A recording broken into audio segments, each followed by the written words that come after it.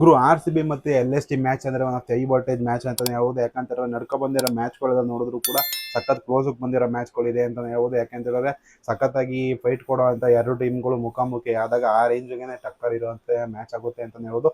ಸಖತ್ತಾಗಿ ಇರುತ್ತೆ ಮ್ಯಾಚ್. ಇವತ್ತು ನಮ್ಮ ಎಂ ಚಿನ್ನಸ್ವಾಮಿ ಸ್ಟೇಡಿಯಮಲ್ಲಿ ನಡೀತಾ ಇರುವಂಥ ಮ್ಯಾಚು ಸಖತ್ತಾಗಿರುತ್ತೆ ಅಂತಲೇ ಹೇಳ್ಬೋದು. ಏನಾಗುತ್ತೆ ಅಂತ ನೋಡ್ಕೊಬೋಣ ಬನ್ನಿ. ಎಲ್ಲ ಗೈಸ್, ಎಲ್ಲರಿಗೂ welcome back to my YouTube channel my speaksing Kannada. ನಾನು ನಿಮ್ಮ ಪ್ಲೇಜರ್. ಹೌದು, LST ಲಾಸ್ಟ್ ಸೀಸನ್ ನಮ್ಮ RCB ಮೇಲೆ ಆಡಿದಾಗ ಒಂದೇ ಒಂದು ಮ್ಯಾಚ್ ಆಡಿದ್ರು ನಾವು ಸಖತ್ತಾಗಿ ಡಾಮಿನೇಟ್ ಮಾಡ್ಕೊಂಡು ಗೆದ್ದು ಅಂತ ಹೇಳ್ಬೋದು. ಜಿತೇಶ್ ಶರ್ಮಾ ಅವರು ಸಖತ್ತಾಗಿ ಆಡ್ತಾರೆ ಅಂತ ಹೇಳ್ಬೋದು. ಅದರಿಂದ ನಾವು ಟಾಪ್ 2 ಹೋಗೋಕ್ಕೆ ಸಾಧ್ಯ ಆಯಿತು. ಅಲ್ಲಿಂದ ನಾವು ಕ್ವಾಲಿಫೈಯರ್ 1ನಲ್ಲಿ ಪಂಜಾಬ್ ಕಿಂಗ್ಸ್ನ ಸೋಲಿಸಿ ಡೈರೆಕ್ಟ್ ಫೈನಲ್ಗೆ ಎಂಟ್ರಿ ಕೊಟ್ಟು ಅಂತಲೇ ಹೇಳ್ಬೋದು. LST ಮೇಲೆ ಜಿತೇಶ್ ಶರ್ಮಾ ಅವರು ಸಖತ್ತಾಗಿ ಆಡಿ ಲಾಸ್ಟ್ ಸೀಸನ್ ನಮಗೆ ಕ್ವಾಲಿಫೈರ್ಗೆ ಎಂಟ್ರಿ ಕೊಡಿಸಿದ್ರು ಅಂತ ಹೇಳ್ಬೋದು. ಒಂದು ಬೆಸ್ಟ್ ಸೀಸನ್ ಆಯಿತು ನಮ್ಮ RCBಗೆ.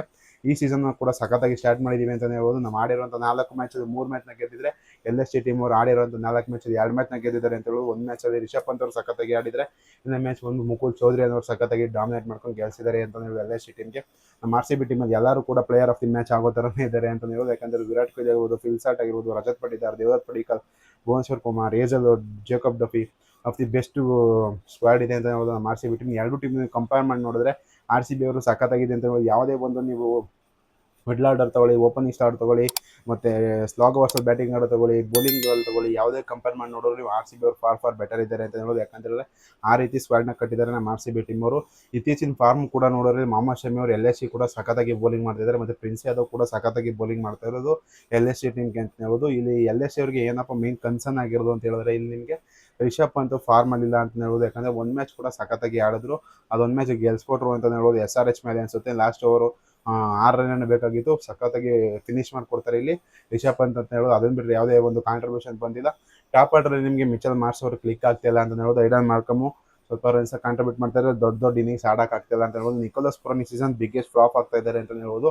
ಲಾಸ್ಟ್ ಸೀಸನ್ ಸಖತ್ತಾಗಿ ಆಡಿದ್ದು ನಂಬರ್ 3 ಬಂದ್ಬಿಟ್ಟು ನಿಕೋಲಸ್ ಪುರನ್ ಅವರು ನಂಬರ್ 5 ನಂಬರ್ 6 ಕಳಿಸ್ತಾ ಇದ್ದಾರೆ. ಅದಕ್ಕೋಸ್ಕರ ಅವ್ರಿಗೆ ಆಡೋಕ್ಕಾಗ್ತಾ ಇಲ್ವೋ ಏನು ಅಂತ ಗೊತ್ತಿಲ್ಲ. ಅದಕ್ಕೋಸ್ಕರ ಅವ್ರು ಸಖತ್ ಫ್ಲಾಪ್ ಆಗ್ತಾ ಇದ್ದಾರೆ. ಈ ಸೀಸನ್ ಜಾಸ್ತಿ ರನ್ಸ್ ಕೂಡ ಮಾಡಿಲ್ಲ. ಕ್ಯಾಮ್ರಾನ್ ಗ್ರೀನ್ ಥರನೇ ಇಲ್ಲಿ ನಿಕೋಲಸ್ ಪುರನ್ ಕೂಡ ಜಾಸ್ತಿ ರನ್ಸ್ ಮಾಡೋಕ್ಕಾಗ್ತಿಲ್ಲ ಅಂತ ಹೇಳ್ಬೋದು.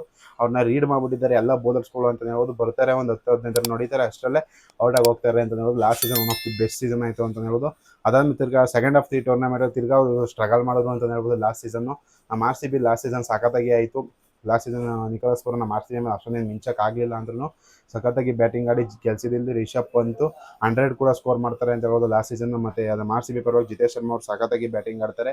ಈ ಸೀಸನ್ ಕೂಡ ಈ ಮ್ಯಾಚಲ್ಲಿ ನಮ್ಗೆ ಯಾಕೋ ಶ್ರೇಯಸ್ ಶರ್ಮಾ ಮತ್ತು ರಜತ್ ಪಟಿದಾರ್ ಸಖತ್ ಕ್ರೂಷಲ್ ಆಗ್ತಾರೆ ಅಂತ ಅನಿಸ್ತಿದೆ. ಯಾಕಂತೇಳಿದ್ರೆ ನಮಗೆ RCBಗೆ ಸ್ಪಿನ್ನಲ್ಲಿ ಸಖತ್ ಹೆಲ್ಪ್ ಮಾಡ್ತಾ ಇರೋದು ಇಲ್ಲಿ ಕೃಣಾಲ್ ಪಾಂಡ್ಯ ಮತ್ತು Shreyas Sharma of the best spinners ಅಂತ ಹೇಳೋದು.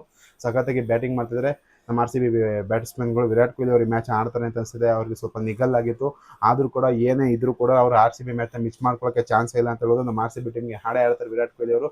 ಮತ್ತು ನಾವು ಈ ಮ್ಯಾಚ್ನ ಗೆಲ್ತೀವಿ ಅಂತ ಅನಿಸ್ತದೆ. ನಿಮಗೆ ಅನಿಸ್ತದೆ? ಕಾಮೆಂಟ್ ಮಾಡಿ. ವಿಡಿಯೋ ನಿಮ್ಗೆ ಇಷ್ಟ ಇರೋ ಲೈಕ್ ಮಾಡಿ, ಶೇರ್ ಮಾಡಿ, ಸಬ್ಸ್ಕ್ರೈಬ್ ಮಾಡಿ.